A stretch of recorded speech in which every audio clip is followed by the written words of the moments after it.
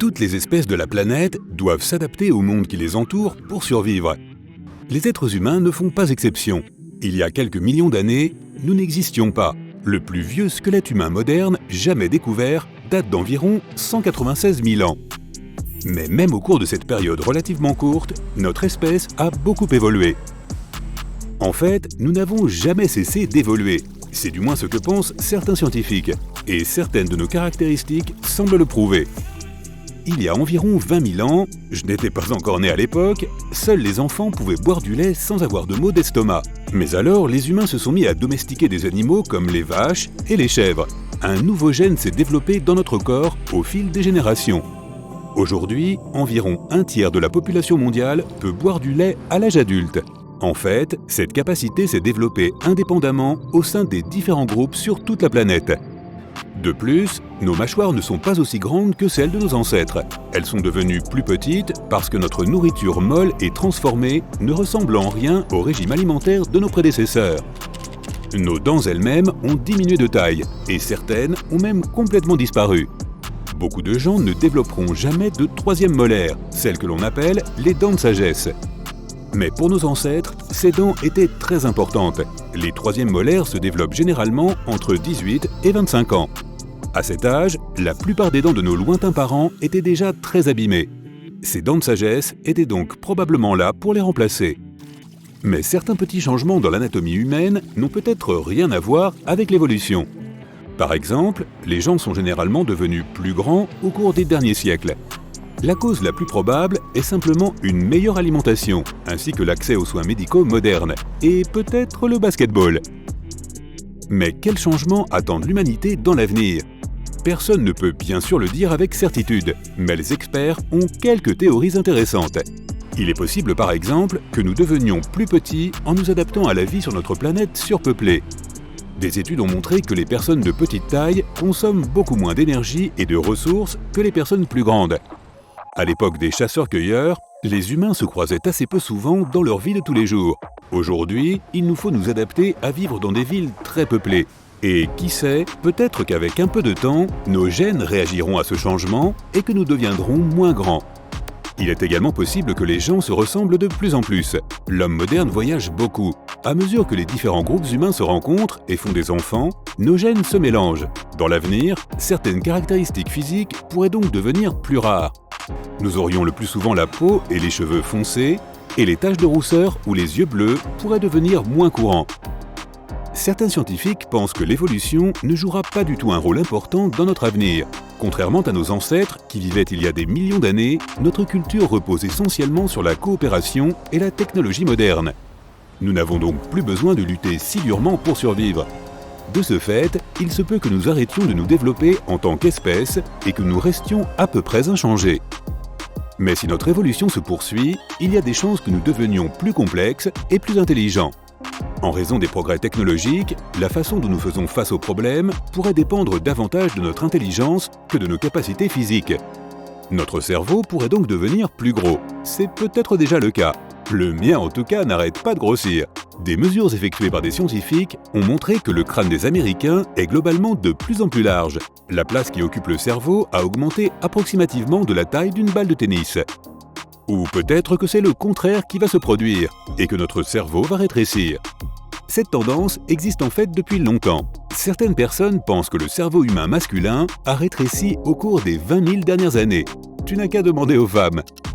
S'il rétrécit au même rythme au cours des 20 000 prochaines années, il va finir par avoir la même taille que celui de nos ancêtres qui vivaient il y a environ 2 millions d'années.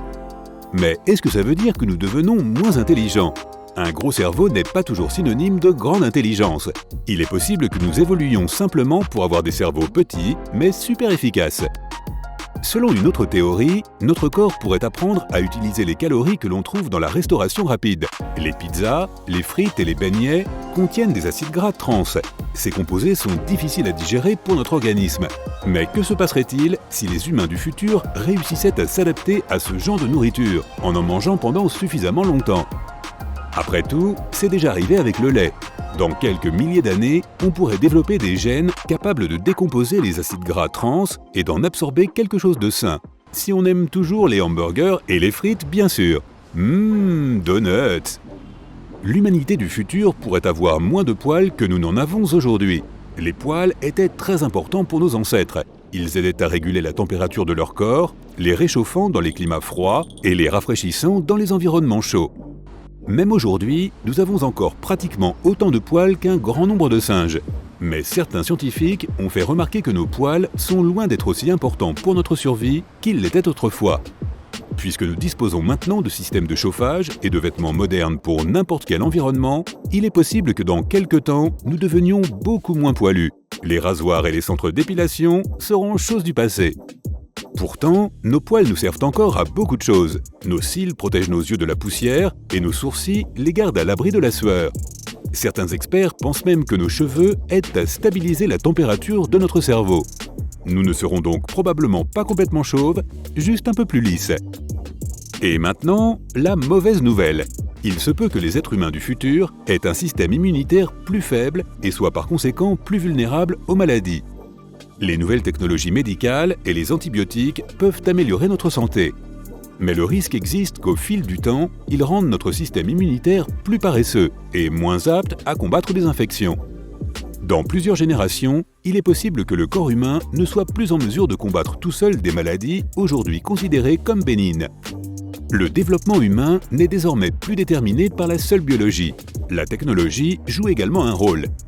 Peut-être qu'un jour, les gens cesseront d'attendre d'évoluer et qu'ils se mettront à se transformer eux-mêmes à l'aide de technologies avancées. Les médecins utilisent déjà des appareils pour soigner les gens qui ont des problèmes de santé.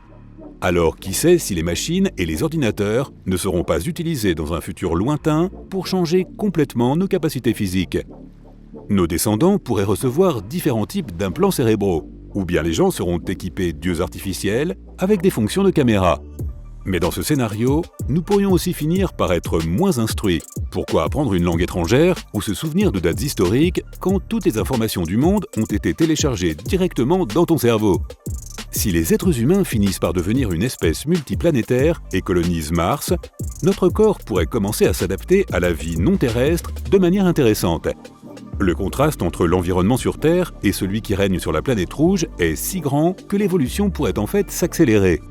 Dans ce cas, il se peut que les humains s'adaptent à leurs nouvelles conditions en seulement 6000 ans, soit quelques centaines de générations. Dans l'environnement à faible gravité de l'espace et des mondes extraterrestres, la structure de nos muscles pourrait changer. Certains d'entre eux ne nous seront plus nécessaires, tandis que d'autres se développeront plus rapidement. Notre graisse corporelle pourrait augmenter dans un climat froid. Les basses températures pourraient aussi faire repousser nos poils, qui deviendraient longs et épais. Notre peau pourrait devenir plus pigmentée pour nous protéger davantage des UV, et nos paupières pourraient s'épaissir afin de préserver nos yeux des rayons cosmiques hors de l'atmosphère terrestre.